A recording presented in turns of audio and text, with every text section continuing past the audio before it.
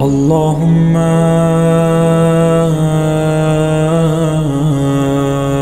كل ولي الحجة ابن الحسن.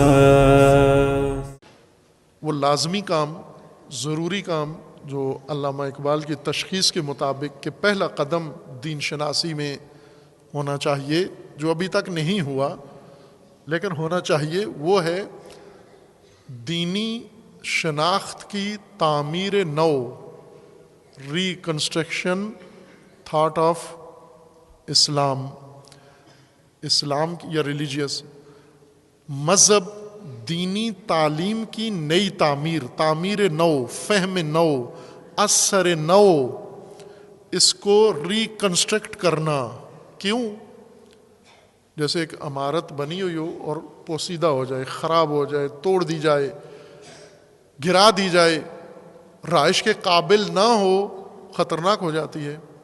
ابھی لاہور کے اندر ایسی عمارتیں ہیں جن سے نہیں رہنا چاہیے، اور حکومت آئے دن یہ وارننگ دیتی ہے ان لوگوں کو کہ آپ یہ عمارتیں خالی کر دیں، یہ گر جائیں گی. ان کی تعمیر نو کی ضرورت ہے، یا انہیں گرا کے نئے سرے سے بنایا جائے یا انہی کی مرمت کی جائے، تعمیر کی جائے تاکہ دوبارہ رہائش کے قابل ہوں. چونکہ لوگوں نے استعمال کر کر کے ناحق بے جا طریقے سے ان کو خراب کر دیا ہے.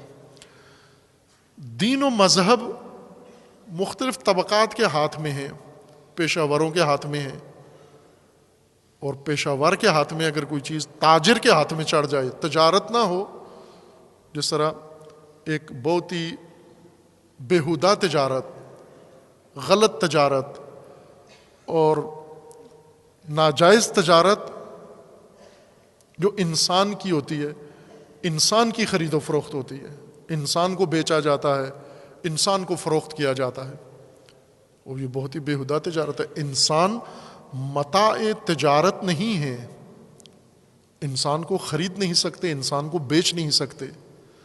نہ ایک انسان اپنے آپ کو بیچ سکتا ہے، نہ ایک انسان دوسرے کو خرید سکتا ہے، نہ ایک انسان دوسرے انسان کو، مثلا ماں باپ بچہ نہیں بیچ سکتے، ان کی ملکیت نہیں ہے، یہ متاع نہیں ہے، سودا نہیں ہے.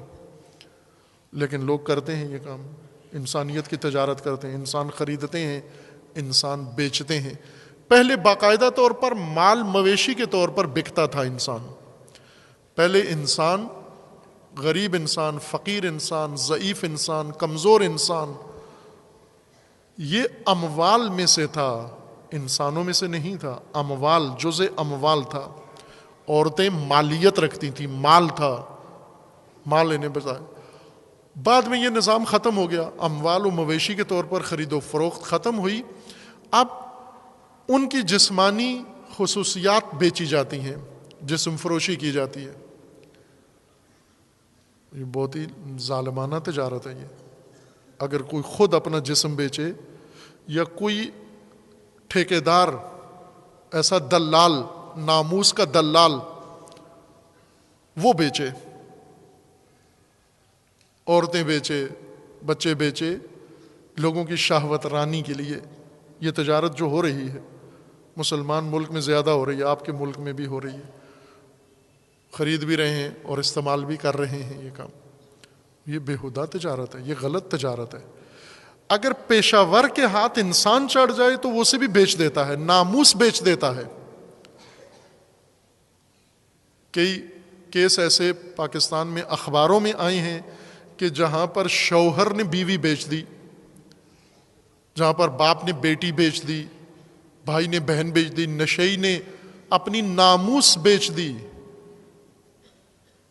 نشہ کرتے ہوئے. آئے دن اخباروں میں آتی ہیں یہ خبریں، آپ پڑھتے سنتے رہتے ہیں. یہ پیشہ ور، یہ نشئی، اگر یہی دین پیشہ وروں کے ہاتھ آ جائے، وہ دین بیچ دیتے ہیں، دین فروش بن جاتے ہیں. اور ناموس فروشی سے زیادہ بری تجارت دین فروشی ہے. اور دین بک رہا ہے اور خرید رہے ہیں. آپ خرید بھی رہے ہیں اور آپ کے ملک میں اور آپ کی قوم میں دین بک بھی رہا ہے. ناموس بک رہی ہے، ناموس خریدی جا رہی ہے، اور ہم نظارہ گر ہیں. دین بک رہا ہے، دین خریدا جا رہا ہے، دین فروش بیچ رہے ہیں. اور دین فروش جب دین بیچتا ہے تو اسی طرح اٹھا کے نہیں بیچ دیتا جس طرح قرآن میں ہے، بلکہ پہلے اس دین کو بیچنے کے لیے اس میں تصرف کرتا ہے، اس کی پیکنگ کرتا ہے، اس کے اندر تبدیلی لاتا ہے، اس کو عوام کی اور گاہک کی مرضی کا بناتا ہے. یہ جسم فروش، ناموس فروش جب کسی انسان کو بیچتے ہیں تو پہلے اس کو سجاتے ہیں، جا کر سنوارتے ہیں، گاہک کے مطابق بناتے ہیں تاکہ گاہک کو پسند آئے، اس طرح کا بنا کر یہ ناموس بیچ دیتے ہیں. دین فروش بھی دین کو گاہک کے مطابق پہ بناتے ہیں. پہلے دین کے گاہک موجود ہیں، وہ ان گاہکوں کے ہاں یہ اس طرح کا بنا کر ان کے سامنے پیش کرتا ہے دین. نتیجہ کیا ہوتا ہے کہ دین مسخ ہو جاتا ہے، دین پائمال ہو جاتا ہے، دین تحریف ہو جاتا ہے، دین ملیا میٹ ہو جاتا ہے. گاہک کون ہیں دین کے؟ کبھی حکومتیں، کبھی ظالم حکمران، کبھی یزید، کبھی بنو امیہ دین کے گاہک بنتے ہیں کہ ایسا دین بناؤ کہ ہماری حکومت چل سکے. کبھی نواب، کبھی جاگیردار، کبھی کوئی سیٹھ، کبھی کوئی سرمایہ دار، ایسا دین بناؤ کہ میرا سرمایہ بڑھ سکے. کبھی کوئی مفاد پرست دین کا گاہک بن جاتا ہے کہ ایسا دین بناؤ میری ہوس پوری ہو سکے، میرا اقتدار قائم رہ سکے، میرا یہ ظلم جواز اس کو بنا کر دو دین کے ذریعے سے. تو یہ دین فروش گاہک کی مرضی کا دین بناتے ہیں، فتویٰ اس طرح کا بناتے ہیں. نتیجہ کیا ہوتا ہے کہ دین مسخ ہو جاتا ہے. دین کے نام وہی رہتے ہیں، ٹائٹل وہی رہتے ہیں، لیکن ان کے معانی بدل جاتے ہیں، ان کی تفسیریں، ان کی روح بدل جاتی ہے. اس لیے علامہ اقبال نے جب یہ تشخیص دیا کہ یہ ملت، یہ مسلمان، یہ امت رسول، یہ سب کچھ اپنا لٹا کے گنوا کے اور توہی ہو کر آج بیٹھی ہوئی ہے، کچھ بھی نہیں ہے، اور غلام بنی ہوئی ہے. یہ جس کو سرداری کے لیے خلق کیا گیا تھا، جس کو امامت کا سبق پڑھایا گیا تھا، جس کے لیے مسلک امامت بنایا گیا تھا، یہ ملازمت پہ اتر آئی ہے، اور وہ بھی بدترین انسانوں کی ملازمت پہ اتر آئی ہے.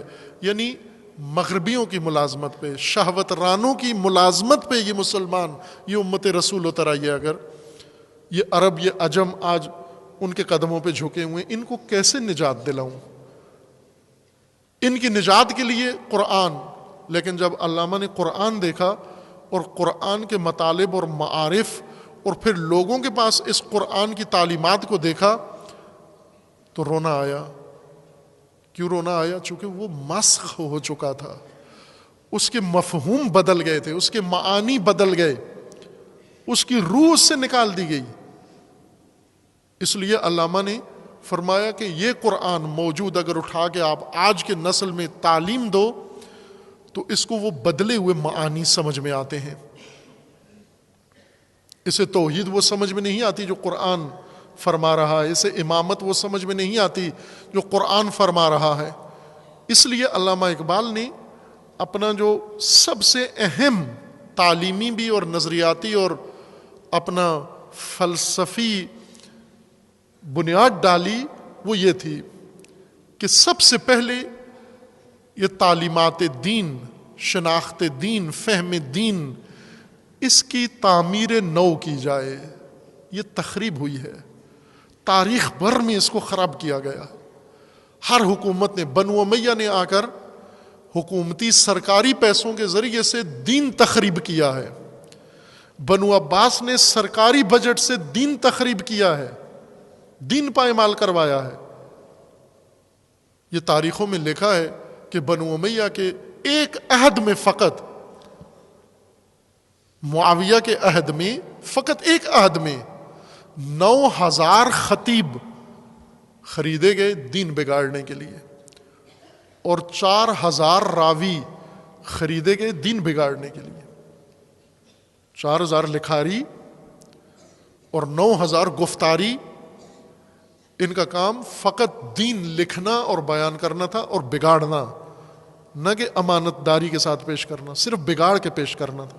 یہ تاریخی سندیں موجود ہیں، علماء کے اس کے اوپر گواہیاں موجود ہیں، اعتراف موجود ہیں ان لوگوں کے، اعتراف موجود ہے۔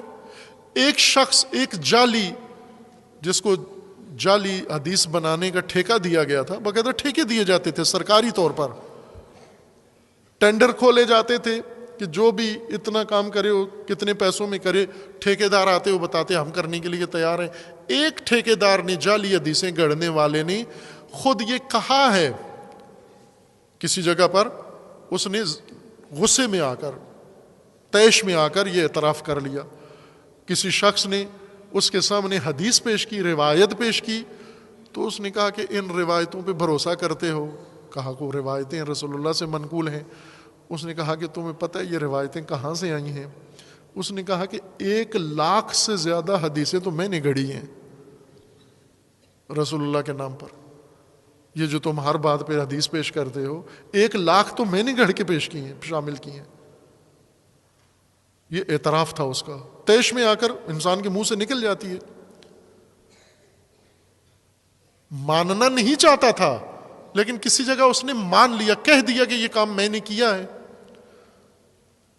بعد میں علماء نے تحقیق کی، اور اس طرح کی جعلی فیکٹریاں اور ٹھیکیدار دین کو مسخ کرنے والوں کے، قرآن کریم نے یہود کے بارے میں ذکر کیا کہ یہ تحریف کے ماہر تھے، دین میں ہیر پھیر کرنے کے ماہر تھے۔ عزیزان، جب دینی تعلیم اس عرصے کے دوران گزرے، ان حکومتوں سے گزرے، سرکاری سرپرستی سے گزرے، اقتدار پرستوں کے اور شہوت رانوں کی سرپرستی سے گزرے، اور پھر گزر کر آپ تک وہ دین پہنچے، تو اس دین کو پہلے دیکھ لو کہ یہ اصلی شکل میں ہے یا نہیں۔ ممکن ہے نہ ہو، بگڑ گیا ہو، اس صورت میں اس کی تعمیر نو کرو، فہم جدید کرو، اس کو ریکنسٹرکٹ کرو۔ اقبال کے بقول پہلے ایک طبقہ دین شناسوں کا، جن کے اندر یہ صلاحیت موجود ہو، وہ بیٹھیں اور اس دین کو نئے سرے سے پڑھیں، نئے سرے سے اس کو سمجھیں، تاکہ وہ جو تحریف شدہ اس کے معانی معارف ہیں ان سے اس حقیقی دین کو جدا کریں۔ امام خمینی رضوان اللہ تعالی علیہ نے کتنا اس بات پر تاکید کی۔ علامہ اقبال سے کہیں زیادہ امام راحل نے اس نقطے پر تاکید کی۔ فرمایا کہ دین گم شدہ است، دین تمہارے ہاتھ سے نکل گیا ہے، اور یہ جو تمہارے ہاتھ میں ہے یہ تحریف شدہ ہے، اس کی شناخت نو کرو۔ اسلام ناب ہو، خالص ہو، دین خالص ہو۔ قرآن میں اللہ تعالیٰ کا بار بار یہ فرمانا ہے کہ دین خالص اللہ کے لیے ہے۔ الا للہ الدین الخالص، اللہ فقط خالص دین پسند کرتا ہے، ناخالصی جس کے اندر ہو وہ دین خدا کو پسند نہیں ہے۔ اس لیے یہ کام ضروری ہے کہ دین کی ریکنسٹرکشن ہو، دین کی شناخت نو ہو۔ اس شناخت نو کے ذریعے سے اللہ کا وعدہ پورا ہوگا۔ توجہ فرمائیں، یہ خدا کا وعدہ ہے کہ انسانی یہ قافلہ، یہ سلسلہ، یہ نسل اندر نسل جو بڑھ رہا ہے، یہ ایک وقت ایسا آئے گا کہ اس کے اندر فرجہ پیدا ہوگا، گشائش آئے گی، اور اس گشائش کی طرف تمہیں بڑھنا ہے۔ اس کا نام انتظار رکھا گیا ہے۔